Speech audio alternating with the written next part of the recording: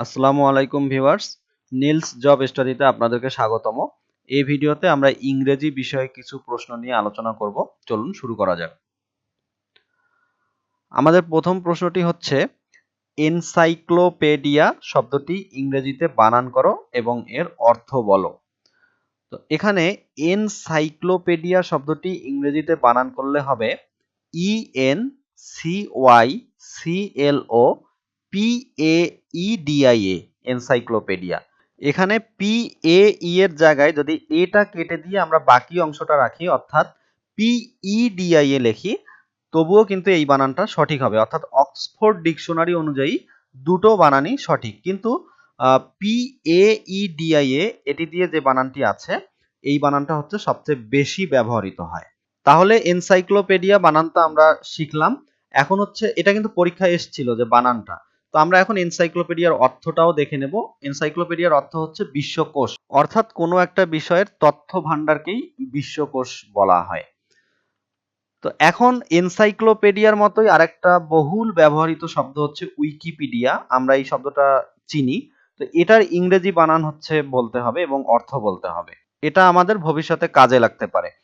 তো এখন উইকিপিডিয়া বানানটি হচ্ছে WIKIPEDIA,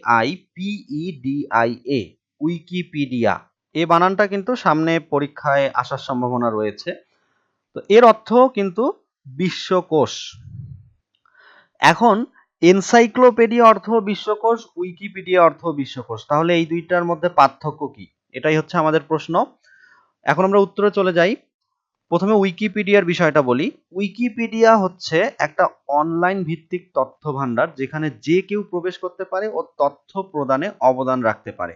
অর্থাৎ আমরা গুগলে গিয়ে যদি কোনো একটা বিষয়ে সার্চ করি, যেমন বাংলাদেশ লিখে সার্চ করি, তাহলে গুগল আমাদেরকে যে ওয়েবসাইটগুলো শো করবে, সবার উপরে দেখবেন উইকিপিডিয়া লেখা থাকবে, অর্থাৎ বাংলাদেশ উইকিপিডিয়া। এটাই কিন্তু উইকিপিডিয়ার ওয়েবসাইট, এবং এখানে যে উইকিপিডিয়ার কথা বলেছে এটা কিন্তু সেটাই। এটা একটা অনলাইন ভিত্তিক ওয়েবসাইট, যেখানে আমাদেরকে বিভিন্ন বিষয়ে তথ্য প্রদান করে থাকে। আর অপরদিকে এনসাইক্লোপিডিয়া হচ্ছে এমন একটা তথ্য ভান্ডার, যেখানে নির্দিষ্ট বিষয়ে অভিজ্ঞ ব্যক্তিরাই তাদের তথ্য প্রদান করতে পারে এবং তাদের দেয়া তথ্যটির নির্ভুলতা ও নির্ভরতা যাচাই বাছাই করা হয়। যেমন আপনি বাংলাদেশ বিষয়ে যদি এনসাইক্লোপিডিয়া খোঁজেন, তাহলে এটা অনলাইন ভিত্তিক হবে না, এটা অফলাইন ভিত্তিক হবে, অর্থাৎ একটা বইয়ের আকারে আসবে এবং এই বইটা অবশ্যই বাংলাদেশ বিষয়ে অভিজ্ঞ কোনো একজন ব্যক্তি লিখেছে, এবং এই বইয়ের মধ্যে যে তথ্য রয়েছে সেগুলো কিন্তু নির্ভুল, উইকিপিডিয়ার চেয়েও নির্ভুল এবং নির্ভরযোগ্য। তাহলে আমরা উইকিপিডিয়া একটা অনলাইন ভিত্তিক প্ল্যাটফর্ম, এনসাইক্লোপিডিয়া হচ্ছে অফলাইন ভিত্তিক প্ল্যাটফর্ম, তথ্য ভান্ডার দুটোই। তো আমরা আশা করি এগুলোর মধ্যে পার্থক্য বুঝতে পেরেছি। এখন আমরা পরবর্তী প্রশ্নে চলে যাই। পরবর্তী প্রশ্নটি হচ্ছে, কেলিডোস্কোপ শব্দটি ইংরেজিতে বানান করো এবং এটি কি জিনিস? তো কেলিডোস্কোপের ইংরেজি বানান কিন্তু পরীক্ষায় এসেছিল। কেলিডোস্কোপের ইংরেজি বানান হচ্ছে KALEIDOSCOPE, কেলিডোস্কোপ। তো কেলিডোস্কোপ জিনিসটা কি? এটা হচ্ছে এক প্রকার যন্ত্র যার মধ্যে অনেক প্রকার রং ও আকৃতি দেখা যায়। আমরা ছবিতে কেলিডোস্কোপ দেখতে পাচ্ছি, আর এটার ভিতর দিয়ে যদি আমরা তাকাই, তাহলে আমরা এই ধরনের রং এবং বিভিন্ন রং ও আকৃতি দেখতে পারবো। কেলিডোস্কোপ মূলত একটা খেলনা, এবং এটার ভিতর দিয়ে তাকানো হয় এবং এই ধরনের জিনিস দেখা হয়। আমাদের এবারের প্রশ্নটি হচ্ছে নাউন নিয়ে। একটা সেন্টেন্স দেয়া আছে, সেটা হচ্ছে Anita is a good girl. এই সেন্টেন্সটিতে গার্ল শব্দটি কোন নাউন? তো এর উত্তর হচ্ছে Anita is a good girl, এখানে গার্ল শব্দটি হচ্ছে কমন নাউন। তো এখন কমন নাউন কাকে বলে এবং কিছু উদাহরণ আমরা দেখব। তো কমন নাউনের সংজ্ঞা যদি আমি বলি, তাহলে বলতে হবে কোনো কিছুর সাধারণ নাম বোঝালেই তাকে কমন নাউন বলা হয়। যেমন গার্ল, ফিশ, এনিমেল ইত্যাদি। তো গার্লের বিষয়টা হচ্ছে প্রত্যেকটা মেয়েরই একটা নির্দিষ্ট নাম আছে, কিন্তু সব মেয়েদের সাধারণ নাম হচ্ছে তারা মেয়ে। আবার ফিশের ক্ষেত্রে বলতে হয় যে বাজারে বিভিন্ন ধরনের মাছ আছে, বিভিন্ন নামের মাছ আছে, কিন্তু সব মাছেরই সাধারণ নাম হচ্ছে মাছ। এনিমেল বা প্রাণীর ক্ষেত্রেও একই রকম, মানুষ হচ্ছে একটা এনিমেল, বাঘ হচ্ছে একটা এনিমেল, কিন্তু সবাই হচ্ছে এনিমেল। এভাবে কোনো নাম যদি একটা বৃহৎ গোষ্ঠীর সাধারণ নাম হয়, সবারই নাম হয়, কমন নাম হয়, তাহলে সেটাকে আমরা কমন নাউন হিসেবে চিহ্নিত করব। আশা করি কমন নাউনের বিষয়টা বুঝতে পেরেছেন। এখন আমরা পরবর্তী প্রশ্নে চলে যাই। আমাদের এবারের প্রশ্নটিও নাউন নিয়ে। একটা সেন্টেন্স দেয়া আছে, আলী স এ ফ্লক অফ শিপ। এই সেন্টেন্সটিতে ফ্লক শব্দটি কোন নাউন এবং এ ফ্লক অফ শিপ অর্থ কি? তো আমি যদি প্রথমে নাউনটা চিহ্নিত করি, এ আলী স এ ফ্লক অফ শিপ, এখানে ফ্লক শব্দটি হচ্ছে কালেকটিভ নাউন, আর এ ফ্লক অফ শিপ অর্থ হচ্ছে একটি ভেড়ার পাল। এবারে আমরা কালেকটিভ নাউন কাকে বলে এবং এর উদাহরণ দেখব। তো প্রথমেই যদি আমি সংজ্ঞা দেই যে কালেকটিভ নাউন কাকে বলে, তাহলে যা বলতে হবে যে যখন কোনো কিছুর সমষ্টি বা দলকে বোঝায় তখন তাকে কালেকটিভ নাউন বলে। যেমন এ ফ্লক অফ শিপ, একটি ভেড়ার পাল।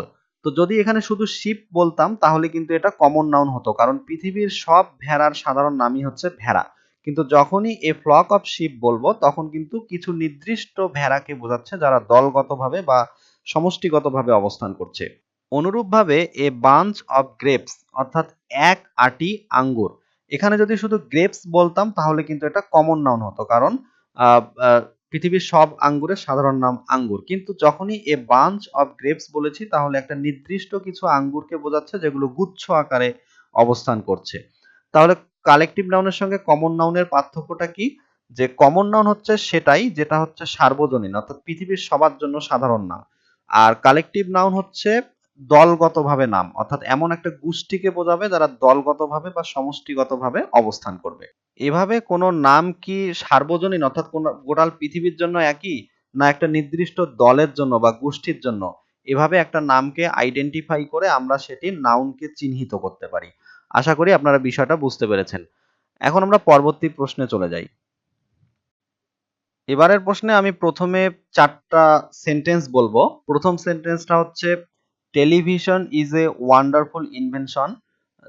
টেলিভিশন একটি চমৎকার আবিষ্কার। পরবর্তী সেন্টেন্সটা হচ্ছে মাই ব্রাদার ইজ এমএ, আমার ভাই একজন এমএ।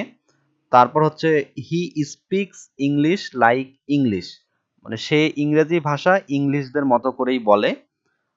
এবং শেষ সেন্টেন্সটা হচ্ছে আই ফিল আনইজি, মানে আমি অস্বস্তি বোধ করছি। এই যে ৪টা সেন্টেন্স বললাম, এই ৪টা সেন্টেন্সের মধ্যে কোন সেন্টেন্সটি সঠিক এবং যেগুলো ভুল সেগুলো সঠিক রূপ কি হবে, এটাই হচ্ছে আমাদের প্রশ্ন। তো আমরা প্রথমে সঠিক সেন্টেন্স কোনটা এটা বের করি। তো এখানে ক নম্বর যেটা দেখতে পাচ্ছি যে television is a wonderful invention, এবং ঘ নম্বরটা আই ফিল আনইজি, এই দুইটাই হচ্ছে সঠিক, এগুলোর মধ্যে কোনো ভুল নেই। এখন আমরা ভুল সেন্টেন্সগুলো লক্ষ্য করি।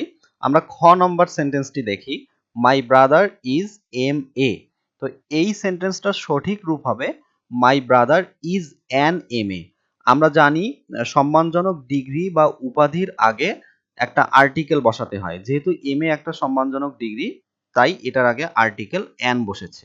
তো এটাই ছিল এই সেন্টেন্সটার ভুল। এবার পরবর্তী সেন্টেন্স অর্থাৎ গ নম্বরটা যদি একটু লক্ষ্য করি, he speaks English like English, তাহলে এই সেন্টেন্সটাও ভুল। এটার সঠিক রূপটি হবে he speaks English like the English. এই সেন্টেন্সটাতে প্রথম ইংলিশটা দিয়ে কিন্তু বোঝাচ্ছে হচ্ছে ইংরেজি ভাষাটাকে, আর দ্বিতীয় ইংলিশটা দিয়ে বোঝাচ্ছে ইংলিশ জাতিকে, অর্থাৎ যাদের মাতৃভাষা ইংলিশ, সে ইংরেজিতে ইংলিশদের মতো করেই কথা বলে। আর আমরা জানি কোনো একটা জাতির পূর্বে অবশ্যই দি আর্টিকেলটি বসবে, এই কারণে এখানে দি বসেছে। তো আশা করি আপনারা সেন্টেন্সের কারেকশনের এই বিষয়গুলো বুঝতে পেরেছেন। এবারে আমরা একটি প্রিপজিশন দেখব। আমাদের সেন্টেন্সটি হচ্ছে I am fearful dash enemies. এই ড্যাশের স্থলে কোন প্রিপজিশন বসবে, কেন বসবে এবং পুরো সেন্টেন্সটির অর্থ কি হবে? তাহলে আমরা উত্তরে চলে যাই। এখানে যে প্রিপজিশনটি বসবে সেটি হচ্ছে অফ, অর্থাৎ I am fearful of enemies. কেন বসবে? কারণ ফিয়ারফুলের পরে সর্বদাই অফই বসে থাকে। আর পুরো সেন্টেন্সটির অর্থ দাঁড়াচ্ছে আমি শত্রুর ভয়ে আছি। I am fearful of enemies. পরবর্তী প্রশ্নটি হচ্ছে প্রিপজিশন নিয়ে, আর এখানে বাক্যটি হচ্ছে he is engaged dash writing a book. এই শূন্যস্থানে কোন প্রিপজিশন বসবে, কেন বসবে এবং বাক্যটির অর্থ কি হবে? তাহলে উত্তরে চলে যাই। এখানে যে প্রিপজিশনটি বসবে সেটি হচ্ছে ইন, অর্থাৎ সেন্টেন্সটি হচ্ছে he is engaged in writing a book. কেন ইন বসবে? কোনো কাজে জড়িত থাকা বা নিযুক্ত থাকা অর্থে এঙ্গেজ এর পরে ইন প্রিপজিশনটি বসে, অর্থাৎ এঙ্গেজ ইন মানে হচ্ছে জড়িত থাকা বা নিযুক্ত থাকা। তাহলে পুরো সেন্টেন্সটির অর্থ দাঁড়াচ্ছে সে একটা বই লেখার কাজে নিযুক্ত রয়েছে। He is engaged in writing a book. আশা করি প্রিপজিশনটি বুঝতে পেরেছেন। এই ছিল আমাদের এই পর্বের আলোচনা। এতক্ষণ সাথে থাকার জন্য ধন্যবাদ।